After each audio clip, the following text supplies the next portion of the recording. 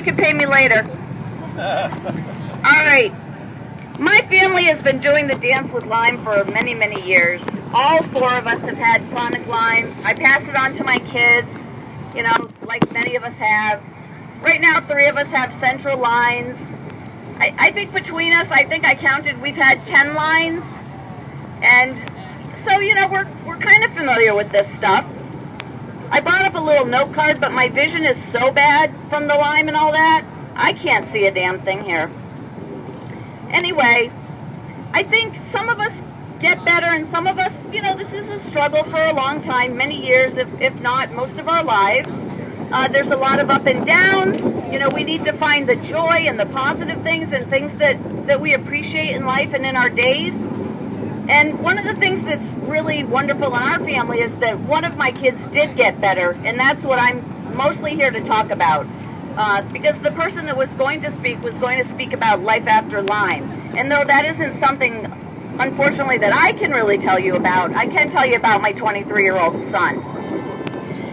But first I thought, you know, I would just touch on what we all go through, a little bit about, you know, the Lyme fatigue, the Lyme brain, because we've been through it all.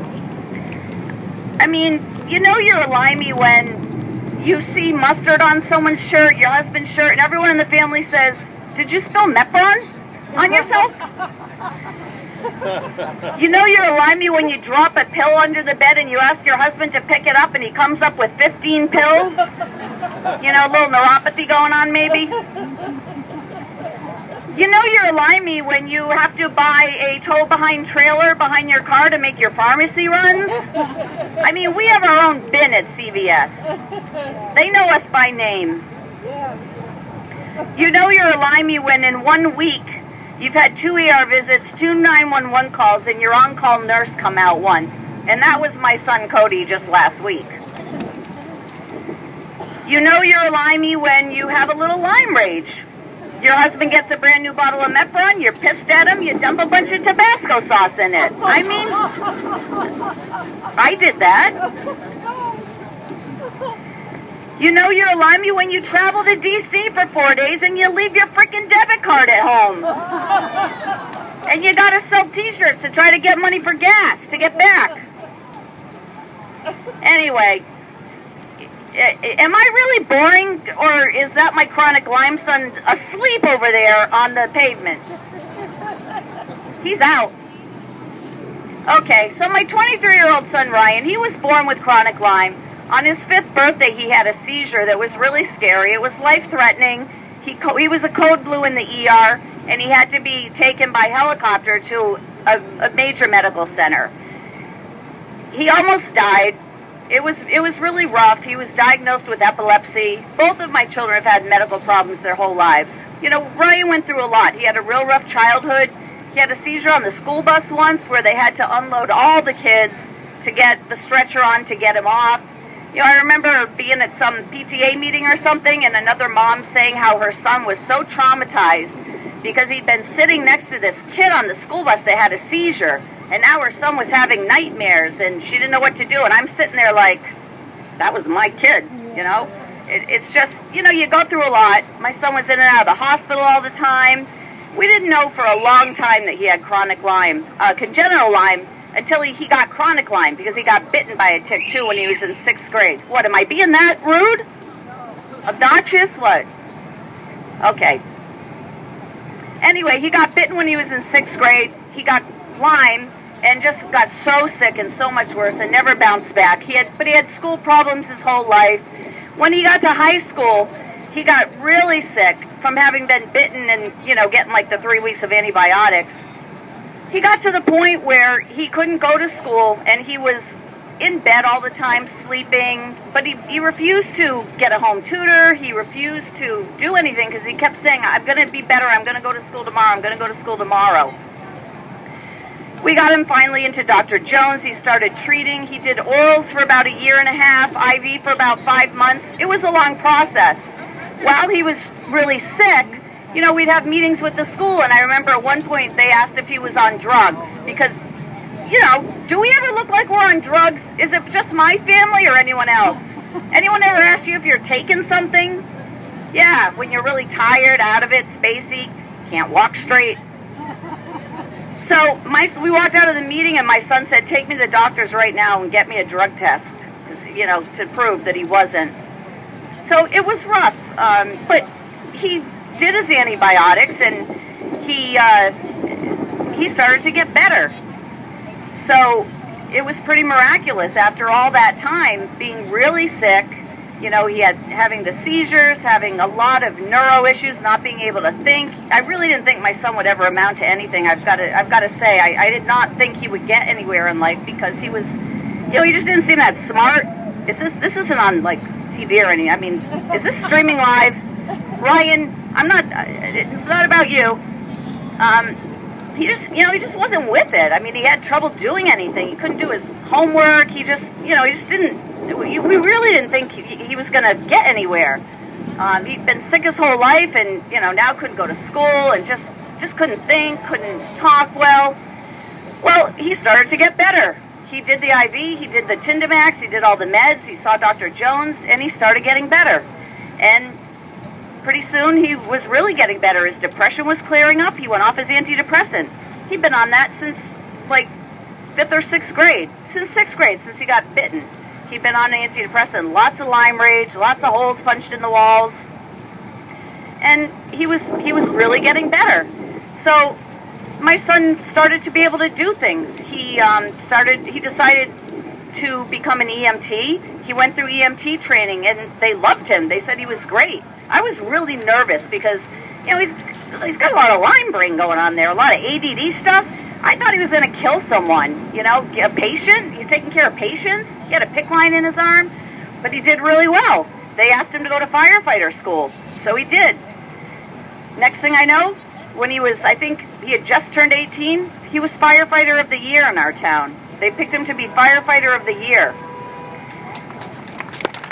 It was quite an honor. So he finished his EMT training, he became a volunteer EMT and firefighter, and then he decided, I do have Lyme brain myself. I really can't give you the timeline exactly, but it's all within these couple of years. He went back to school. My husband and I, we kept trying to tell him, just get your GED. I mean, you're behind by 2 whole years, and you're like 18 years old now. And he said, no, I will not settle for a GED. I want my diploma. He went back to school. They had a program that meets like in the afternoon. He went back for 2 full years to get his diploma. And when we went to his graduation, it took him 7 years to get through high school. When we went to his graduation, it was, all people that had gotten it through like an afternoon adult ed program. It was just the best graduation ever. My son was so proud. He was so happy. And even though the school tried so hard to tell him just to get a GED, I think he had that determination inside of him that the Lyme disease was not going to rob him of anything. He was going to be tougher and beat it, and he was going to get that diploma just like he should have. So he got his diploma, and then he didn't tell me, but then he joined the Army. And this is where I really freaked out, because he'd only been in remission for a year, and I'm thinking there is no way this kid is going to make it through basic training. He's been sick his whole life. Even when he first started working as an EMT, he'd come home and sleep for 16 or 18 hours. This is a disaster. How is he going to go through basic training? 10 weeks of getting your butt kicked and going through all this? He's going to crash. He's going to burn. He's going to lose all the ground he's gained. It's over. I was wrong. He went to basic training and he got through it with flying colors. I don't think there's any higher testament to a Lyme being in remission than someone who is as sick as my son was, going to and completing basic training in August in Missouri. And then in September, the rest of it in San Antonio. But he did it, and he did great. So he got out of the Army, and he started college, and he is now a full-time college student. He's been in the Army National Guard for almost 2 years. He's doing great. He's gotten some awards in the Army. He's doing really well, and he has 2 jobs. He's a full-time student, does the Army National Guard. He works as an EMT on an ambulance, where he has worked for 2 years, and he's an EMT in a hospital emergency room. And he has a lovely girlfriend, and she's got a 4-year-old daughter. They all live with us. So my story of life after Lyme is to tell you about my son and how well he did. Another thing, sometimes something good comes out of these things, and that's like what I think we have to look for. What good can come out of our stories and out of our troubles? And one good thing came out of this. When Ryan was really sick, our pediatrician had taken in another doctor. I'm talking really fast because I think we're over time, so I'm just like cramming this all in with this rapid speed here. She had taken in another couple of doctors to work with her, and one of them was kind of a jerk. Every time we'd bring Ryan in, he would keep saying, there's no such thing as chronic Lyme. Those doctors that treat chronic Lyme are a bunch of charlatans. Those labs that test for that are in cahoots with the doctors. And, the typical thing we've all heard. It was really awful because he would say this. He'd turn his back to us and try to talk to Ryan directly and say, you just need more exercise. You just need more sleep. You need to go to school. You need to just, you're fine. There's nothing wrong with you. And we'd keep going in with all of our education and Dr. Jones and this and that. Well, one of our Lyme friends convinced us to go to Dr. Jones' final hearing in Hartford. And when we got there, we looked up at the three panelists that were pretty much deciding his fate. This doctor was one of the three panelists who had made the decisions on Dr. Jones' fate to be penalized for treating Lyme patients. We were in absolute shock. We could not believe it. The guy's like a country hick doctor who never, in all this time he'd been saying these negative things to us about chronic Lyme and how he didn't believe in it, ever even indicated that he was a panelist in Dr. Jones' trial. So my husband and I approached Dr. Jones and his attorney, and we became key witnesses in the case. We testified in Superior Court against the Connecticut State Medical Board because one of their panelists was so biased. And we had directly been hearing this over the last 2 years while he was serving on the board. So, that was one good thing that, came out of all of this. At least we were led to have some kind of a purpose where we could support Dr. Jones and be witnesses and, maybe help his case out a little bit.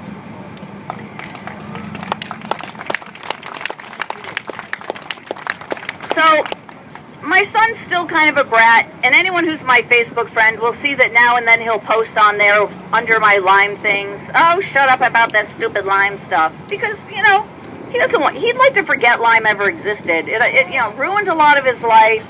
He doesn't want to hear about it. He can be a brat, but when our kids act up, at least we can say, they have Lyme rage, or it's neuro-Lyme, we can just use that for everything.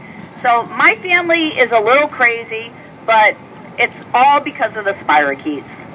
Thank you very much, and thank you all for coming out. Have a great rest of your weekend.